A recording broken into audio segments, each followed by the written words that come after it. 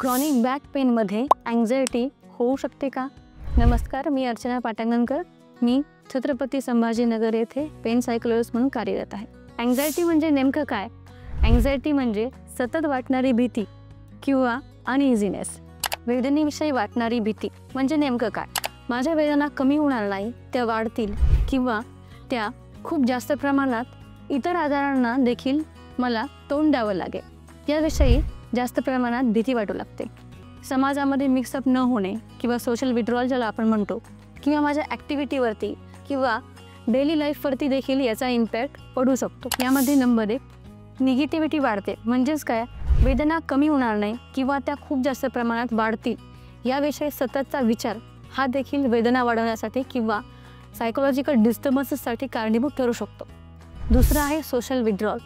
Chronic back पेनमुळे आपण फंक्शनला जात नाही किंवा कोणत्याही समारंभात मिक्सअप होत नाही. एकटेपणा वाढतो. त्या एकटेपणासोबतच भीती देखील मनामध्ये सतत वाढू शकते.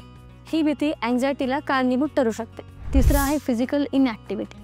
फिजिकल इनॲक्टिव्हिटी ही देखील वेदना वाढवण्यास कारणीभूत ठरू शकते.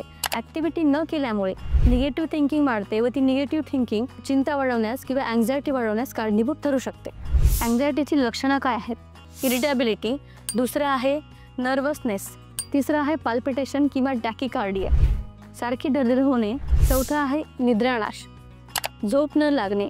सततची भीती ही देखील निद्रानाशाला कारणीभूत ठरू शकते. अँक्झायटी कमी करण्यासाठी काही सायकोलॉजिकल ट्रीटमेंटसुद्धा आहेत.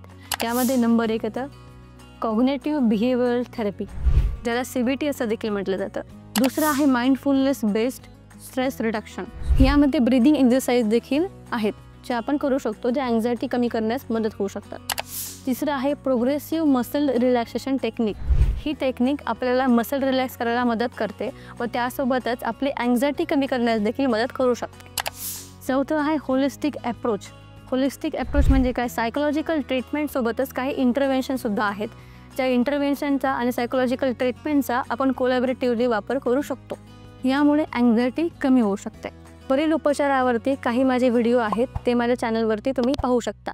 आणि हा व्हिडिओ आवडला असल्यास लाईक करा आणि चॅनलला सबस्क्राईब करा.